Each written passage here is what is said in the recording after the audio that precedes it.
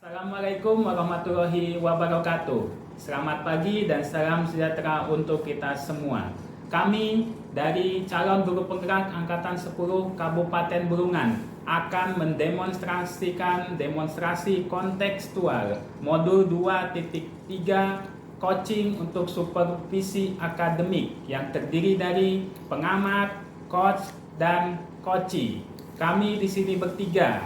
Bersama saya Nur Samsi Hidayatullah dari SMP Negeri 6 Tanjung Selor, dan di sebelah kiri saya Ibu Wati Rahayu Solihah dari SMA Negeri 1 Tanjung Selor, dan di sebelah kanan saya Ibu Agustina dari SMP Negeri 4 Tanjung Palas. Selamat menyaksikan.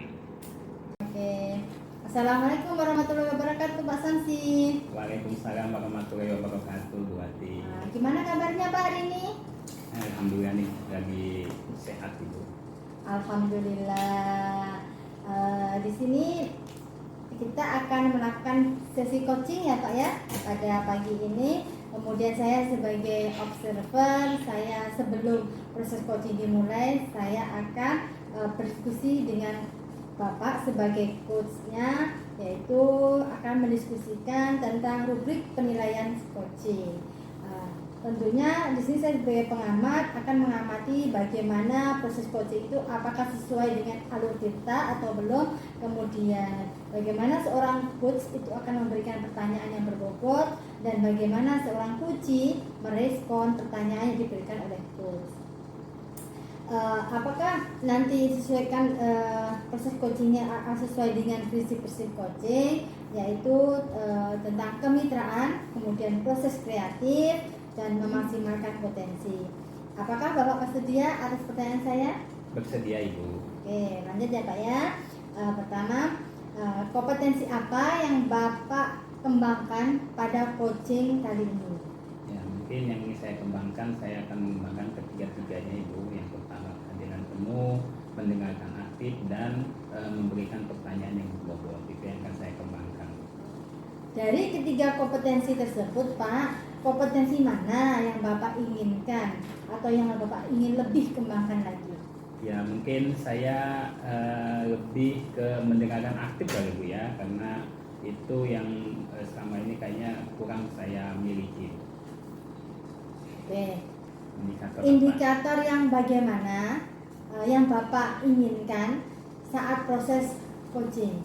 Ya, tentunya dalam proses coaching jadi indikator yang menjadi tolak keberhasilan, yaitu saya bisa mendapatkan ide-ide dari permasalahan si coachee, tentunya dengan si coachee sendiri yang menemukan solusi-solusi dari permasalahan itu sendiri, dan kemudian saya menggunakan alur dikta nantinya. Mungkin itu yang menjadi tolak ukur indikator keberhasilan saya nanti. Stop. Assalamualaikum warahmatullahi wabarakatuh, Ibu Agustina. Waalaikumsalam warahmatullahi wabarakatuh, Pak Samsi. Selamat pagi, bagaimana kabarnya Ibu? Pagi, alhamdulillah sehat Pak. Bagaimana dengan Bapak? Alhamdulillah saya juga sehat. Dengar-dengar akhir pekan kemarin Ibu liburan ya, mungkin ada aktivitas yang menyenangkan apa Bu? Nah iya Pak, kemarin akhir pekan saya menghabiskan waktu bersama keluarga ke Gunung Putih Pak. Ya, tentunya sangat menyenangkan ya Bu ya, bisa wisata sama keluarga ke Gunung Putih. Baik Ibu, ngomong-ngomong bagaimana ya kabarnya siswa di kelas akhir-akhir ini Bu ya? Iya, siswa-siswi lagi nih ngomongin kelas nih ya. Iya. Siswa-siswa saya semakin antusias Pak dalam pembelajaran, meskipun saya masih menghadapi beberapa tantangan dengan teknologi Pak. Baik Ibu, jadi ini kabar yang menarik Bu ya. Jadi saya senang mendengarnya karena ternyata siswa ini sangat antusias mengikuti pembelajaran. Terkait permasalahan Ibu tentang teknologi, mungkin Ibu bisa ceritakan lebih lanjut? Ya tentu Pak Samsi. Nah di sini saya sebagai guru informatika sangat kesulitan Pak dengan pembelajaran di kelas karena kurangnya sarana dan prasarana yang memadai Pak. Oh baik ya, itu mungkin itu sangat menantang sekali Bu ya. tentunya Ibu ada harapan ke depannya. Apa harapan Ibu terkait permasalahan tadi? Nah, di sini saya ingin memastikan siswa saya itu tetap bisa belajar dengan efektif, Pak. Kemudian menggunakan teknologi meskipun sarana dan prasarana di sekolah kita belum memadai. Oh begitu Bu ya. Jadi memang tujuan Ibu ingin walaupun sarana prasarana itu tidak memadai, tetapi tetap bisa memfasilitasi siswa. Mungkin Ibu apa yang Ibu ketahui, penyebab yang Ibu ketahui tentang sarana prasarana tadi? Mungkin bisa ceritakan lebih lanjut lagi Bu secara detail. Ya, baik Pak. Nah, di sini sekolah kita memiliki jumlah komputer yang terbatas, Pak. Dan di situ juga banyak juga komputer yang sudah usang. Nah, di sini jaringan internet juga sesekali itu sangat tidak stabil, Pak. Nah, selain itu ada juga beberapa siswa kita tidak memiliki perangkat yang memadai, Pak, di rumah untuk melanjutkan belajar mengajarnya, Pak. Oh, begitu Bu ya. Jadi berdasarkan yang Ibu sampaikan tadi, ternyata sekolah ini komputernya kurang ya. Kemudian banyak juga yang sudah rusak. Kemudian jaringan internet ternyata di sini memang kurang stabil Bu ya. Kemudian siswa juga kesulitan mengakses perangkat dari rumah. Ya. Selain itu Ibu ada lagi mungkin yang menjadi kendala Ibu selama ini? Nah, sejauh ini Pak itu merupakan masalah utamanya Pak. Nah, saya juga sebenarnya Pak merasa kurangnya pelatihan Pak bagi guru dalam menggunakan teknologi baru bisa menjadi kendala tambahan. Memang ini saya mendengarnya memang kendala yang sangat sulit Bu ya, kendala yang sangat sulit karena terkait sarana prasarannya sangat sulit sekali. Tetapi ini sulit bukan berarti kita tidak bisa mengatasinya. Nah, kira-kira Bu ya, apa yang mungkin bisa kita lakukan untuk meminimalisir kendala tadi? Apa yang bisa kita lakukan menurut Ibu Agustina itu sendiri? Pak, baik. Kalau saya pikir-pikir Pak, menurut saya nih Pak, yang pertama saya akan mengajukan proposal ke sekolah untuk penambahan dan perbaikan sarana IT. Kemudian yang kedua, mencari alternatif sumber daya seperti memanfaatkan perangkat pribadi siswa yang memadai dan menggunakan ruang publik digital seperti perpustakaan dan warung internet. Kemudian yang ketiga, mengatur pelatihan internal bagi guru untuk meningkatkan kemampuan penggunaan teknologi dalam pembelajaran. Kemudian yang keempat, mencari dukungan dari orang tua dan komunitas untuk mendukung pengadaan sarana IT, Pak. Kemudian yang terakhir ini Pak, yang kelima, mengembangkan materi pembelajaran yang tidak sepenuhnya tergantung pada teknologi untuk mengantisipasinya kendala teknis ini. Baik Bu, jadi ada, menurut Ibu tadi ada 5 ya, ada 5 yang bisa kita lakukan untuk mengantisipasi kekurangan sarana tadi. Salah satunya mungkin proposal, mengajukan proposal, kemudian mencari sumber daya lain, kemudian menggunakan perangkat siswa, dan kemudian mencari bahan-bahan alternatif untuk pembelajaran. Nah, ini sangat menarik Bu ya, sangat menarik dari rencana Ibu tadi. Kemudian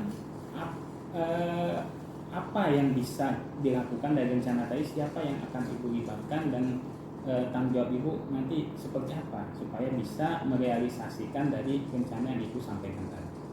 Ya, di sini Pak, rencana saya selanjutnya yaitu yang pertama, saya mengajukan proposal. Nah, di sini saya akan bertanggung jawab mengajukan proposal ke sekolah, Pak. Saya akan berkonsultasi dengan kepala sekolah dan juga komite sekolah tentang kebutuhan sekolah kita ini, Pak. Kemudian yang kedua, memanfaatkan internet atau perangkat pribadi di ruang publik, Pak, yang ada di ruang publik itu. Nah, di sini saya akan berkoordinasi dengan guru lain dan siswa untuk memanfaatkan perangkat pribadi dan mencari tahu lokasi-lokasi ruang publik yang bisa digunakan, misalnya ada wifi gratis seperti itu, Pak. Kemudian yang ketiga ada pelatihan internal. Nah, pelatihan internal ini yang akan saya lakukan yaitu mengatur dan mengadakan pelatihan internal bagi guru, Pak. Nah, mungkin dengan mengundang narasumber dari luar yang ahli di bidang IT. Kemudian yang keempat, perlunya dukungan dari orang tua dan komunitas, Pak.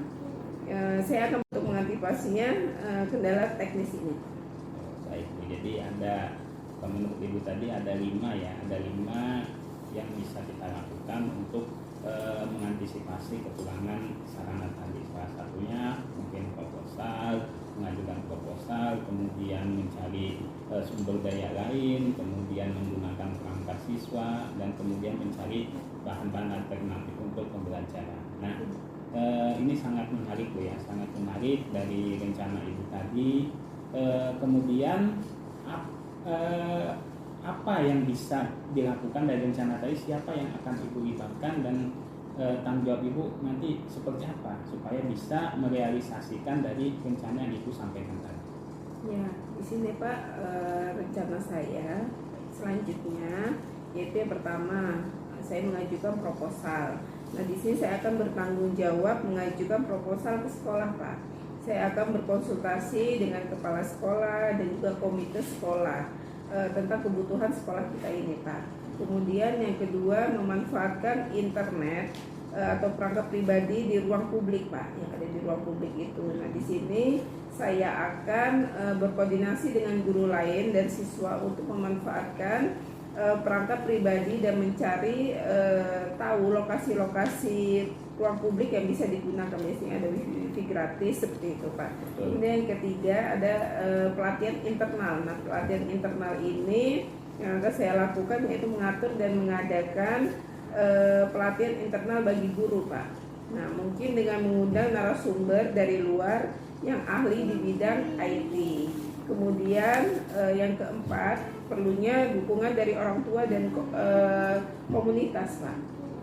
Saya akan bekerja sama dengan komite sekolah dan orang tua untuk mencari dukungan komunitas. Kemudian mungkin melalui acara sosialisasi atau penggalangan dana. Yang kelima, materi pembelajaran. Saya akan memulai mengembangkan materi pembelajaran yang lebih fleksibel dan tidak sepenuhnya bergantung pada teknologi. Kemudian bekerja sama dengan guru lain untuk mendapatkan ide-ide masukannya, Pak. Luar biasa Bu ya, sangat detail sekali rencana yang Ibu sampaikan tadi, dan saya dengarkan tadi sangat luar biasa Bu ya. Jadi saya sangat mendukung. Saya harap setelah ini dilaksanakan, semoga permasalahan yang kita hadapi tadi bisa sedikit demi sedikit teratasi. Nah, kemudian berdasarkan tadi rencana Ibu, kapan rencananya Ibu akan memulai melaksanakan rencana tersebut? Saya akan memulai dengan mengajukan proposal minggu ini, Pak. Kemudian saya juga akan memulai berkoordinasi dengan guru lain dan siswa mengenai pemanfaatan perangkat pribadi dan ruang publik. Kemudian di sini adanya pelatihan internal bagi guru yang akan saya jadwalkan bulan depan, dan saya akan segera memulai berkoordinasi dengan orang tua dan komunitas untuk mencari dukungan. Alhamdulillah, baik Ibu. Semoga rencana tersebut bisa segera terrealisasi Bu ya. Mungkin berikutnya mungkin ada lagi kah yang bisa saya bantu untuk memastikan rencana Ibu ini berjalan dengan lancar? Saya rasa cukup jelas, Pak, langkah-langkah yang sudah disebutkan tadi. Saya berterima kasih kepada Pak Nur Samsi. Ya. Baik Ibu, saya juga terima kasih Bu. Jadi untuk kedepannya jangan segan-segan Ibu ya untuk terus berbagi dan menyampaikan apa yang menjadi permasalahan Ibu. Saya siap menjadi pendengar yang baik untuk Ibu Agustina. Ya pasti Bapak. Nah, di sini juga saya ucapkan terima kasih atas panduan dan dukungan dari Bapak. Ya, baik Bu, saya akhiri Bu ya. Assalamualaikum warahmatullahi wabarakatuh. Waalaikumsalam warahmatullahi wabarakatuh. Selamat Pak Samsi. Terima kasih Bu. Bapak sudah menyelesaikan dengan sebaik mungkin percakapan coaching tadi, dan saya sudah mendapatkan catatan hasil dari proses coaching tadi. Sebelumnya saya akan menyampaikan dan menanyakan beberapa hal terkait proses coaching tadi. Apa Bapak siap? Siap Ibu. Oke. Apa yang sudah Bapak lakukan dalam proses coaching tadi? Ya, jadi menurut saya tadi saya sudah melakukan proses coaching sesuai dengan alur dikta Bu. Jadi dengan tadi tujuannya sudah ada, kemudian rencana, kemudian identifikasi masalah dan tanggung jawabnya atau komitmen tadi sudah ada Bu. Menurut saya itu Bu. Oh betul sekali Pak, sesuai dengan catatan saya. Kemudian indikator